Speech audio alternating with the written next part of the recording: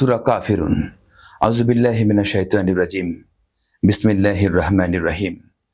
কুল ইয়া আইয়ুহাল কাফিরুন লা আ'বুদু মা তা'বুদুন ওয়ালা আনতুম আবিদুনা মা আ'বুদ ওয়ালা আনা আবিদুম মা আবাদতুম ওয়ালা আনতুম আবিদুনা মা আ'বুদ লাকুম দীনুকুম ওয়ালিয়া দীন। Surah Al-Kafirun in English.